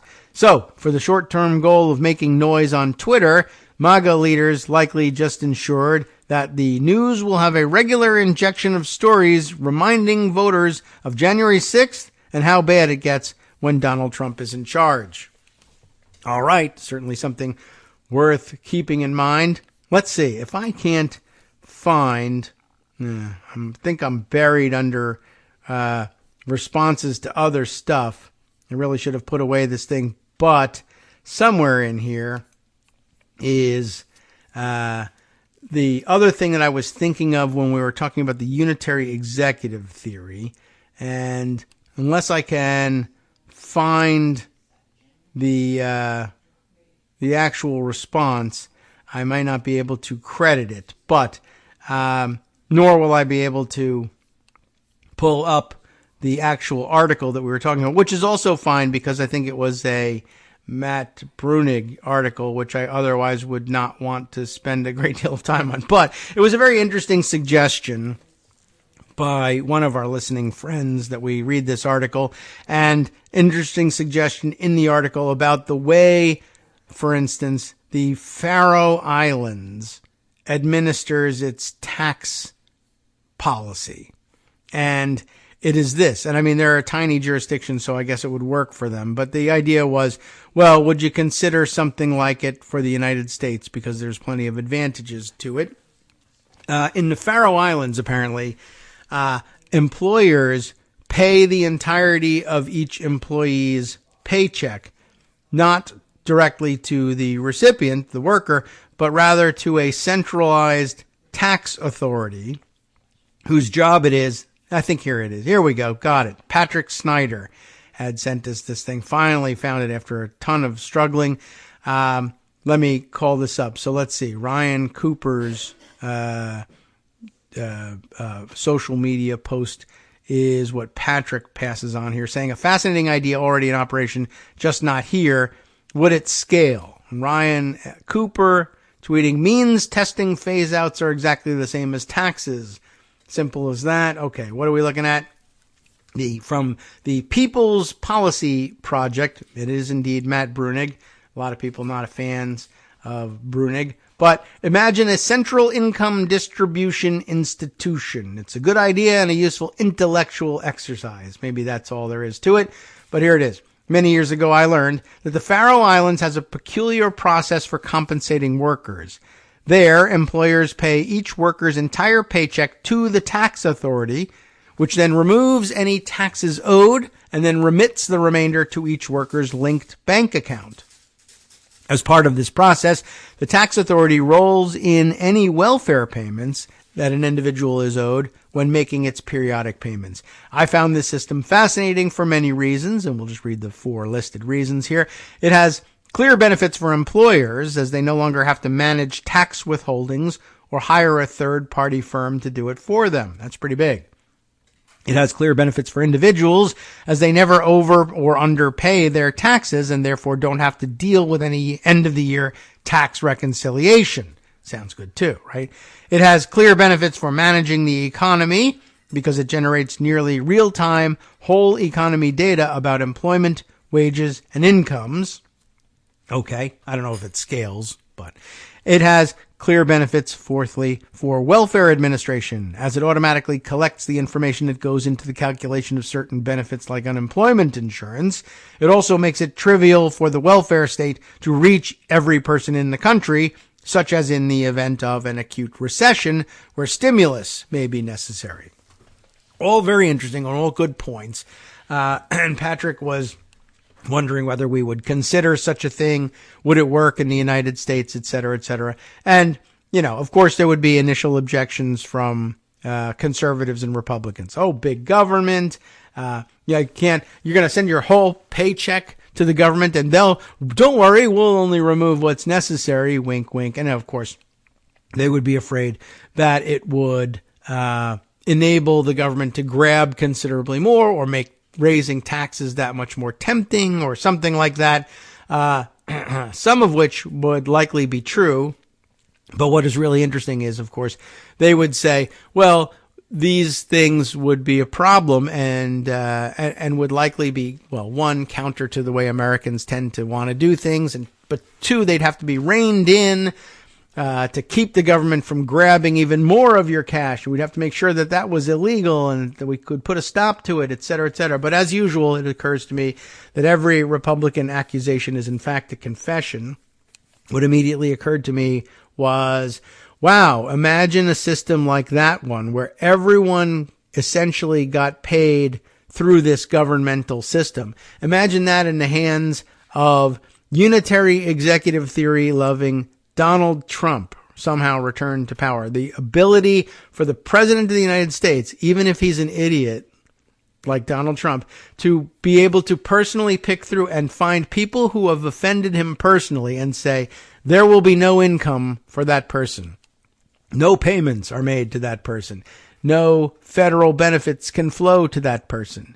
No remittances to which they're entitled can flow to that person. One at a time, to be able to shut off that switch for anybody he wanted. I thought that was pretty amazing. I also just think it would never scale here. It's one thing in the Faroe Islands, perhaps. I don't know how many different ways there are of earning your living in the Faroe Islands. There are, numerous, I'm sure. But, like, for instance, I don't know that it makes any sense for the self-employed, the various entrepreneurial hustlers out there, people who are making their money through working for Lyft or Uber or selling Beanie Babies at flea markets or whatever. How do you process all of this? That I don't know. That's something that they have to work out, I'm sure, in the Faroe Islands as well. But yeah, the bigger concern, though, the idea that the unitary executive, especially when it's Donald Trump, should be able to turn off all income and government payments to anybody one at a time or wholesale. And if we find out you voted for Democrats, no more income for you. So we might have to set that plan aside for a while and just simply not consider it for the time being. Okay, what else can I bring you in the closing minutes of today's show? Lots of different directions. Today is, of course, the day on which the temporary ceasefire is supposed to take hold in Israel and Gaza. for the exchange of hostages and prisoners. And I don't know. I haven't seen much in the way of news reports about how it's going, other than the fact that it is going. So that's good news. I think no news is good news. How about some weird international news that doesn't make any sense but ought to be brought to your attention maybe before the end of the show today? Riots erupt in Dublin. I bet you didn't see that one coming. Usually they're elsewhere. But riots erupt in Dublin after young children are stabbed. I mean, it's reason to get upset, but what's happening here? Police, for whatever reason, blamed far-right agitators. Can you believe it? For starting the violence after a small group of anti-immigrant protesters arrived at the scene of the stabbing attack and clashed with police. How did this spin so quickly out of control? It sounds like the police might be right. Right-wing agitators. A Reuters story here being reprinted in NBC News. Irish police guarded looted stores and firefighters cooled down smoldering vehicles in the heart of Dublin's center city early on Friday, after the stabbing of 3 young children sparked a night of rioting rarely seen before in the capital. Police blamed far-right agitators for starting the violence after a small group of anti-immigrant protesters arrived at the scene of the stabbing attack beside the main thoroughfare of O'Connell Street and clashed with police.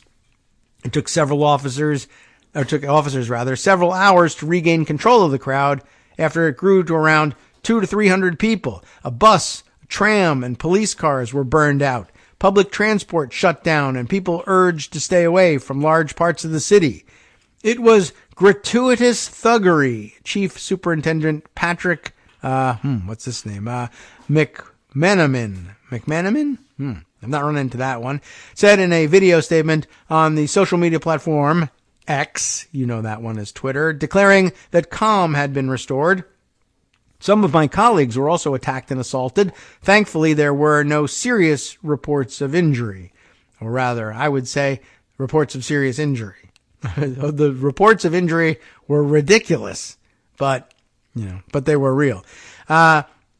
Dublin Fire Brigade said firefighters continued to damp down a smoldering tram on O'Connell Street on Friday morning and make the scene safe. Public transport resumed, but with restrictions in the area. Let's tell the story instead of the damage of what actually happened here. Could you get to that? It's down here, I guess. A 5-year-old girl was receiving emergency treatment after sustaining injuries in the stabbing. A man in his late 40s, also being treated for serious injuries, was arrested by police who said they were not looking for any other suspect, so they must think it's him. Police said on Thursday that they have not ruled out any motive, including whether it could be terror-related. They would not comment on the nationality of the detained man, and that's, I think, what is at the heart of the rioting. Such rioting is almost unprecedented in Dublin.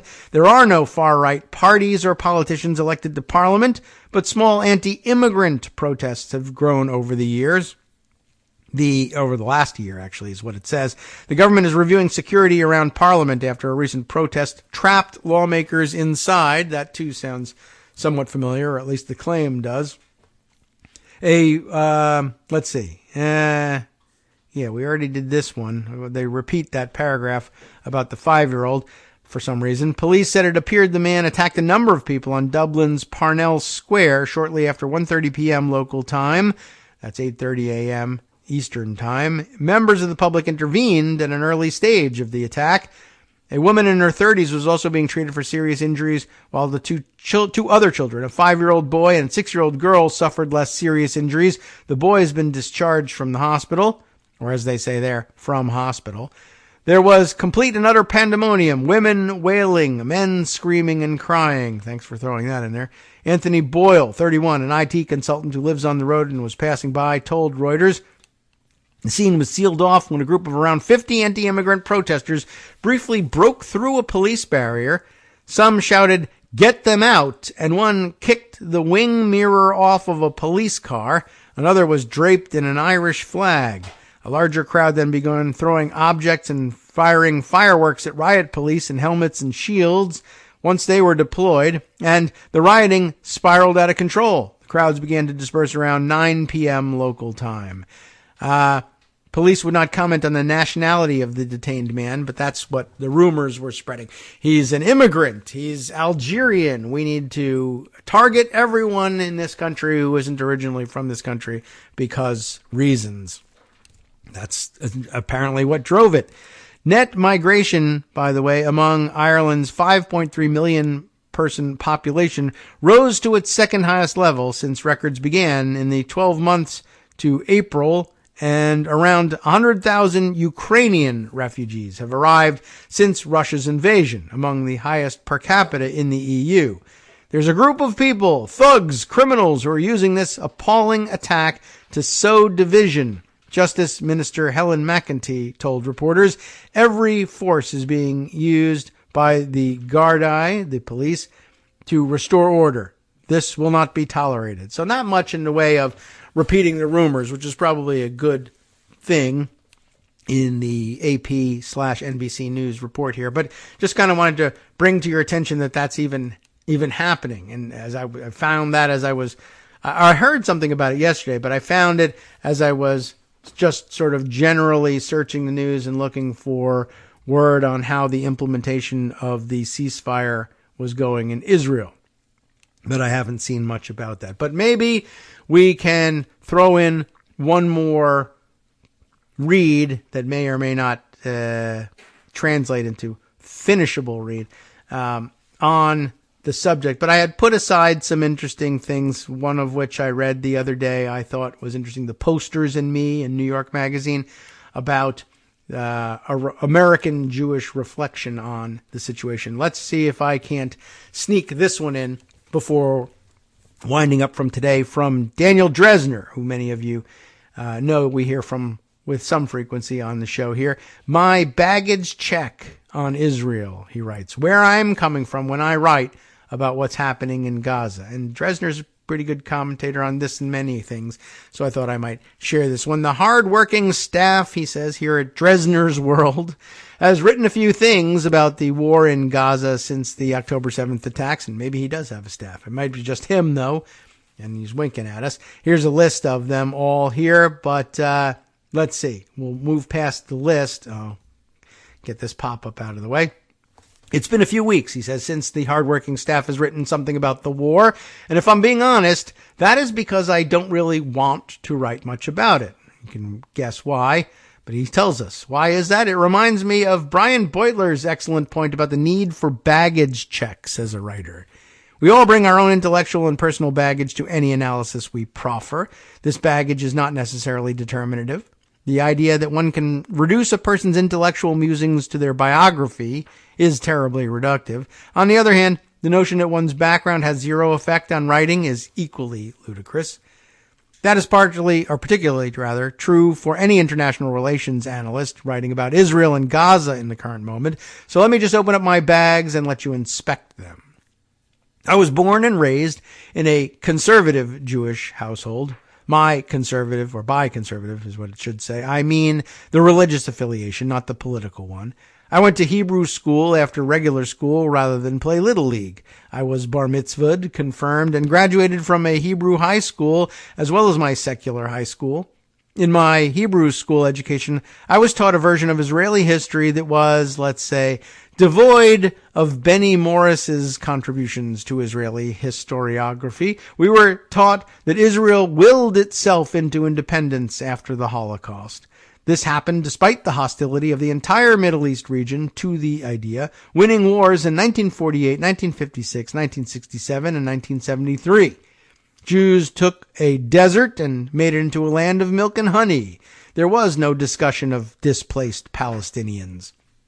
I may have been the only Jewish boy who grew up in Connecticut and yet did not go to either Jewish summer camp or Israel.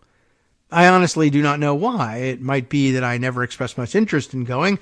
I was the kind of kid who pretended to sleep in on Sundays in the hopes that I would not have to attend Hebrew school. My mother was the kind of Jewish mother who knew the exact amount of guilt to toss in my direction so that I would relent. My Jewish identity was never in doubt, however, and it's not a coincidence that the woman I nearly married and the woman I happily married are both Jewish. I found myself taking my Judaism more seriously during the year I lived and worked in Ukraine. It's possible that the dearth of Jews there made me feel my own identity a bit more.